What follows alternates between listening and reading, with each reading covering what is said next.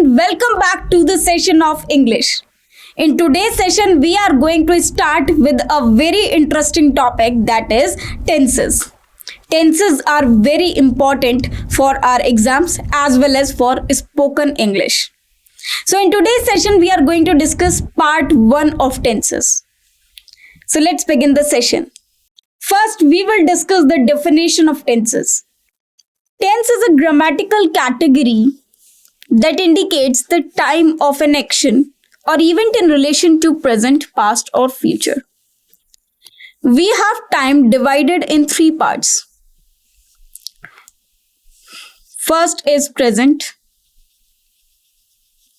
then we have past, and then we have future.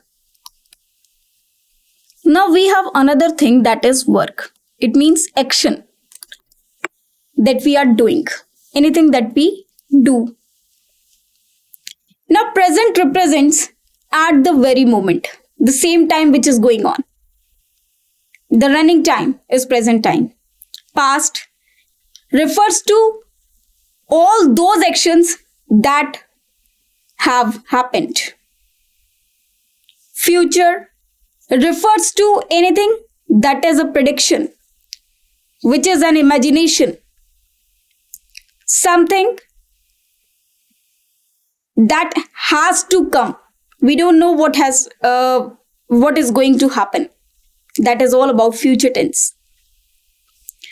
Now, if we talk about present tense, past tense, and future tense, in any of these time, whenever we do any kind of work or any action, that action, when it is written in a sentence form, in a sentence structure, it should be decided by tenses only, or it is decided by tenses only, that how to write a work or an action in respect with time. So that sentence structure is known as tenses. Now tenses are basically the relationship between work and time. Also, we can say when work is written in a sentence in respect with time, that structure is known as tenses. Tenses can be on the basis of rules and on the basis of forms of sentences. It means if we only go with rules, may be possible, they are not logically correct. A sentence should be logically correct.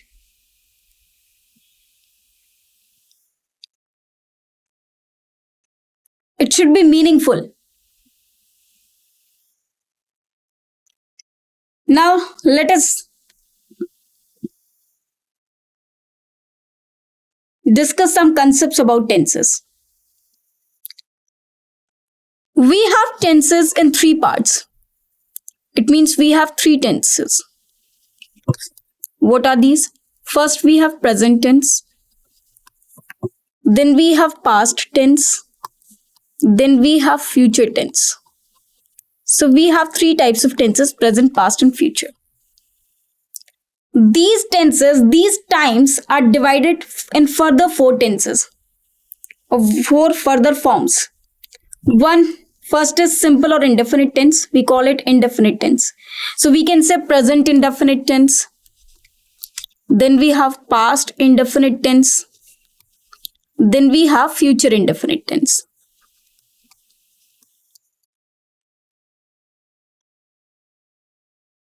Likewise, we have another form, that is continuous. So we have another tense, that is continuous. Same in this and same in future.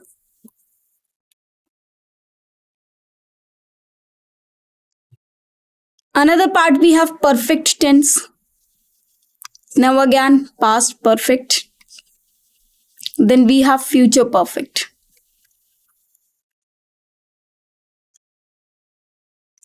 Again, that we have perfect continuous tense.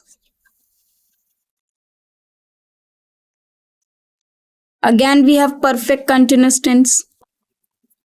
Again, we have perfect continuous tense. So, these are tenses. We'll first discuss simple indefinite tense. Simple indefinite tense refers to actions that happen regularly or on particular intervals of time. The facts, the general truths, the universal truths, the scientific and geographical facts are always written in indefinite tense that happens regularly or at a particular interval of time. Now, if we talk about general truths and facts, they should be written in present tense. That we'll discuss later on. Continuous shows the continuity when something is going on in process. When something is in process, it is written in continuous tense. Also, if the things or if the actions are temporary, they should also be written in continuous tense. Perfect. Now, perfect means when something is complete in all forms, in every respect, in all the aspects, when something is entirely complete. That is called perfect. When there is not even a single or a little fault in it, which is flawless, that is perfect. Therefore, the work that has been done or the actions that has been completed or done should be written in perfect tense. Now, it is not like the work that has been done, because the sentences are negative as well. Perfect refers to the sense of completeness in action. When sense of completeness is being asked, it should be written in perfect tenses. Then we have perfect continuous tense. Now, perfect when the task has been done, continuous when the task is in process. Then how can be both of these correlate? Now, if some task is there, a part of which has been done and another part is still going on, that should be noted in perfect continuous tense. That has been started in a particular time in the past, in particular time in past, and is still going on. That should be written in perfect continuous tense. So let's discuss these one by one. First, we have simple indefinite tense. Simple tense is used to describe the basic forms of verb. In these tenses, we do not use auxiliary verbs. These are only in a structure that subject plus main verb. Then we have object. This is the basic structure of simple or indefinite tense. The simple tenses are used to express facts, habits, and general truths. Now, continuous tense. The continuous tense, also known as progressive tense, this is also known as progressive tense, is used in English to indicate actions that are ongoing or in progress or process at a specific time. This time is formed using the auxiliary verb to be. Now, here we need be forms. Now, what are be forms? In present, be forms are is, are, am. Now, past forms of be are was and were. In future, we need modals, so they will be carried by be as it is. Will be, shall be, like this.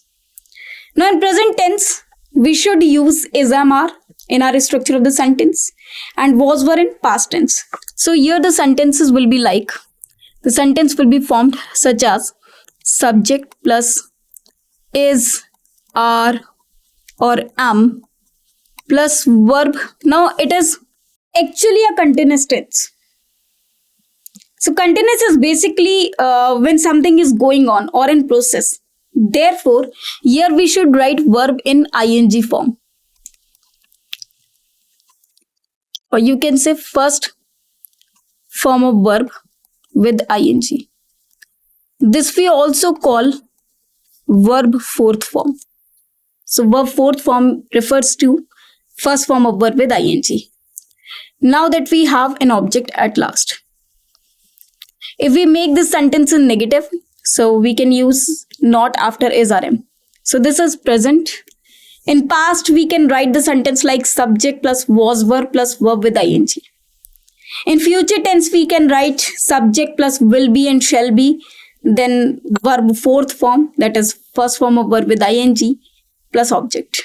So now let us move to the next tense, that is perfect tense. The perfect tense in English is used to express actions that have been completed with respect to the present, past, or future. The perfect tense is formed using auxiliary verb to have. Now we have forms over here.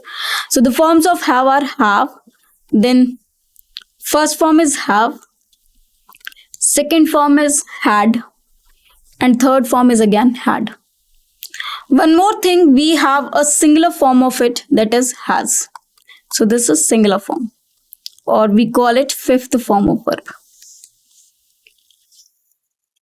In the appropriate tense followed by past participle of the main verb. Now they are always followed by verb third form. It means third form of verb. This is very important.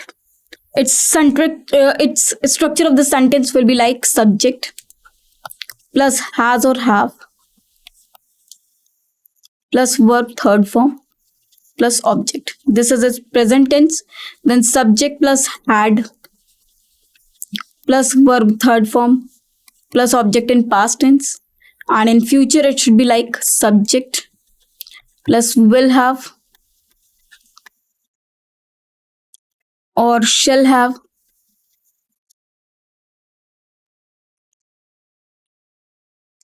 plus verb third form plus object. So this is the structure of, or these are the structures of perfect tense in present tense, past tense, and future tense. Now let's discuss another part, that is perfect continuous tense. The perfect continuous tense, also known as the perfect progressive tense, describes actions that started in the past or the future and have continued up to the present or were happening currently. It combines the perfect and continuous or progressive aspects to show that the action is in process and its relation to another point in time. So when an action is started in past and is still in a continuous manner and the still action is going on, so that is to be written in perfect continuous tense. There is a slight difference between continuous and perfect continuous. Continuous refers when the action is just going on, whereas perfect, it should be mentioned over there that it has been started somewhere in the past. So the structure of these sentences will be like, in present tense, it should be like subject plus has have plus been plus verb fourth form, that is ing form of verb, plus since or for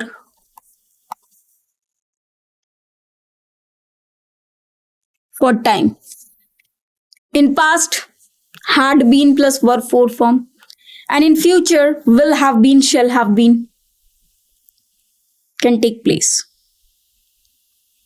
So these are structures of perfect continuous tenses.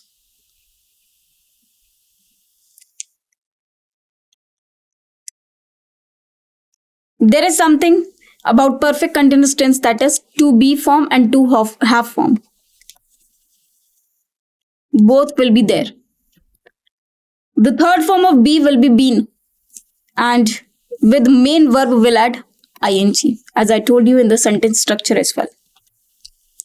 Now time and verb forms, first we have present tense, then we have past tense, and then we have future tense. So present tense will further divided into simple present tense, or we can say present indefinite tense. Then we have present continuous tense. Then we have present perfect tense. And then we have present perfect continuous tense. So these are four. So let's further discuss all these tenses one by one. First we have present simple, or we call it indefinite tense. Present indefinite tense. The present simple tense or present indefinite tense, also known as simple present, is one of the foundational verb tenses. The structure in this, we have subject plus verb first form or verb fifth form. Now verb first form is actually the basic form and verb fifth form is S or ES form. When a verb is added with S or ES, that is known as verb fifth form. We call it verb fifth form over here. Or you can say singular form of verb is known as verb fifth form. We'll call it verb fifth form over here.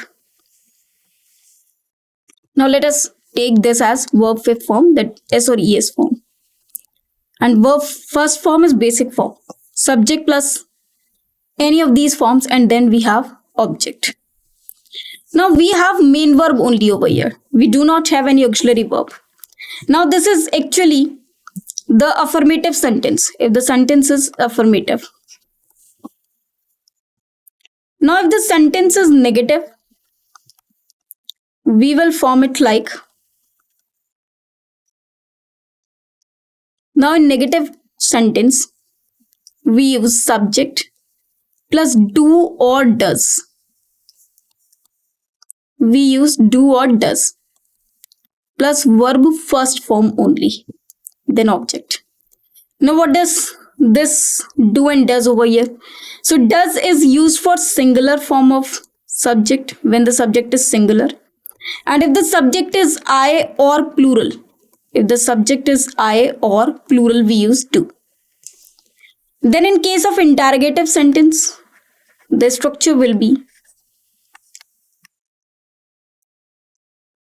first we'll write do or does, then we write subject, then we write verb first form, and then we write object and then question mark. Now in this case only verb first form will be there. In case of do and does, negative sentence also, in case of interrogative sentences also, we will only have first form of verb, not the fifth or singular form of verb, because we have already converted do and does. We have already mentioned does over there, which is singular in form. Now let's have some examples.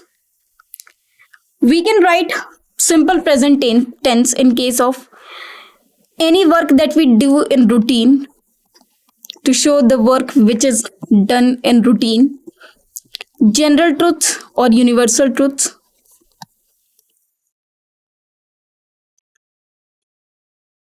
When we talk about habits.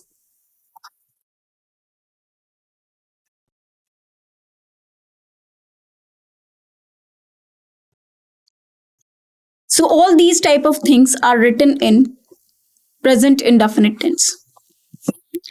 These are facts that are always true. For example, that we say universal truth. For example, the sun rises in the east. Now, it happens all the times. It happens every day. It has never changed and never will be. Water boils at 100 degrees Celsius. It always happens in the same manner. It never has changed. Never shall it be. So it is also the general fact or the scientific fact or the universal truth. So the scientific facts, the general truths, the universal truths are always written in present indefinite tense. So both of these are the examples of present indefinite tense. Now if I say the earth is revolving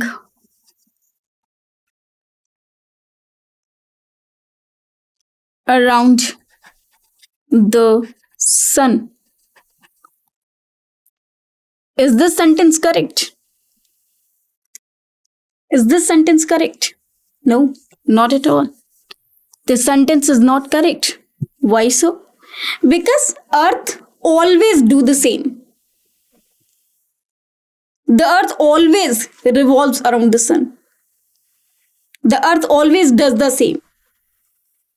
It never changes. The earth, instead of is revolving, it should be revolves. Because this type of sentence should be written in present indefinite tense only. It always happens in the same manner. Never has it changed. So, the earth revolves around the sun is correct. Next, habits and routines. So, anything that is in routine, that is in habit, should be written in present indefinite tense only. Because actions that we do regularly become our habits.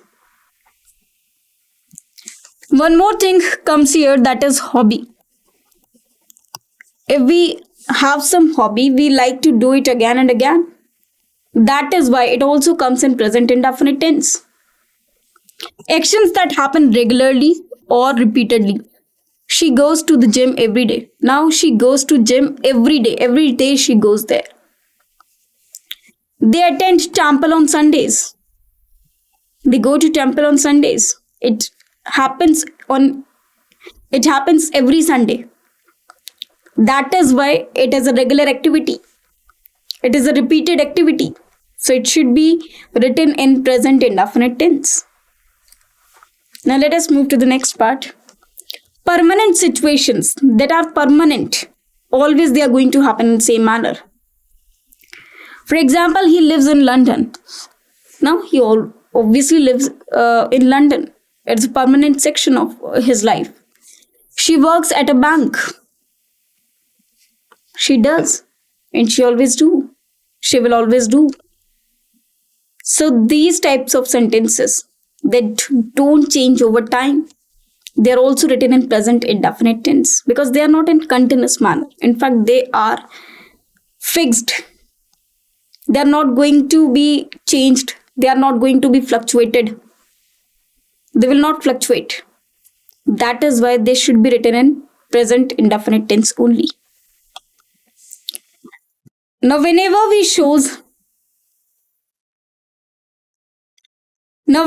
show our feelings, whenever we present our opinions, whenever we show some state of being, they are also written in present indefinite tense. For example, I believe in honesty. She likes chocolate. It always happens. They own a house. Some words like the verbs of possession like own, belong, possess, contain. These cannot be written in progressive manner. These feelings can be shown, these possession can be shown in present indefinite tense only. Because they cannot be in process. If I say some verbs like know, believe, trust,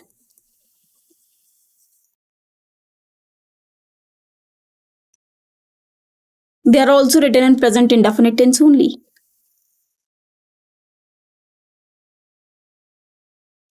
For example, we cannot say knowing you. I'm not knowing you. I know you. I cannot say like I am knowing you because this work is not in process. If we have met, if we have introduced ourselves to each other, it should be like that we know each other now. It is not like I'm knowing you. Because I can be trying to know you, but it should not be like I'm knowing you. Knowing cannot be in process.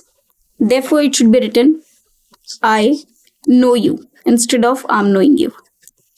Words like understand, any word like which shows feelings, opinions, and states of being, states of mind, they should be written in present indefinite tense only and not ing form. Now, scheduled events. If some events are going to be happen in future, but they are already scheduled, they are fixed, they should be written in present tense only. For example, the train leaves at 5 p.m. It is already scheduled. The museum opens at 10 a.m. So might be it open in the morning. Maybe possible right now the time is of night. But though it is in future tense, but it is though it is in future time, but it is fixed. It is certain. Now we have when we have a word future, it shows prediction of something or just imagination. That is only in dream. That is only imagination. That can happen. But future too have two possibilities. One that is certain. Two types of action can take place in future. One is certain and another is uncertain. Now, if something is certain to happen, it should be written in present tense. But if something is uncertain totally, it should be written in future tense. How? Suppose, let's take an example of a festival. Let's take example of Christmas. Now, if I say Christmas is on 25 December, so it is already scheduled. We all know well that Christmas occurs on 25 December only. So, it is fixed, it is certain, though it will come in future. But it is fixed, it is certain to happen and on the particular time, particular time only. So, we should write Christmas is on 25 December or Christmas is celebrated on 25 December. That is, it is in present tense because the time is certain. The action is certain to happen. Now, if I say that there will be a holiday on Christmas, now this is not fixed. The holiday, whether it is going to occur or not, it is not fixed. It is not certain because that is not a gazetted holiday. It may or may not occur. So, this part, which is only an imagination, which is only in our dream, which is only our wish, that may or may not happen, it should be written in future tense because it is not fixed, it is not certain. Now, if I say, I'm going to give you a party on my next birthday. Now, my next birthday has to come, it is fixed, that it is on this day. But if I say, I'm going to throw a party on that day, that is not fixed, that is not certain. So, it should not be written present tense, it should be written in future tense. But if I say, my birthday is on this day, it should be written in present tense.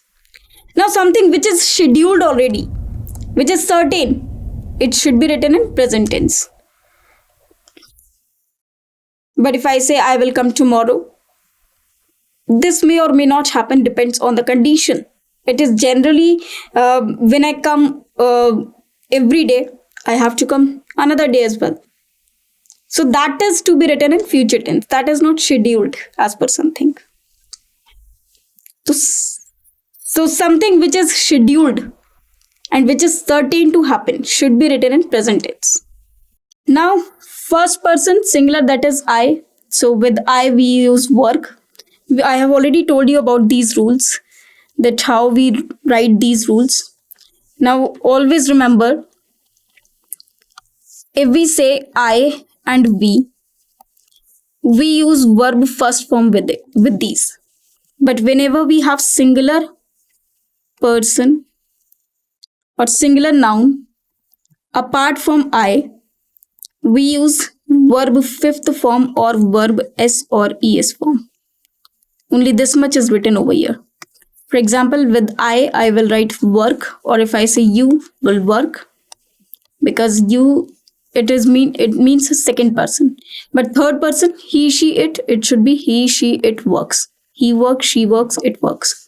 So we can say with first person and second person, we use plural verb, and with third person, we use singular verb. First person plural, we work, and third person plural, we use they work. Now, negative forms, I have already told you, don't and doesn't we use. And in interrogative, when we have questions, we use do or does. This I have already told you in the session. Now, with adverb of frequency, again, we use present indefinite tense. These include words like always, usually, often, sometimes, rarely, never. With these words always, often, we use present indefinite tense only. For example, she always comes on time. I rarely eat junk food. They sometimes travel by car.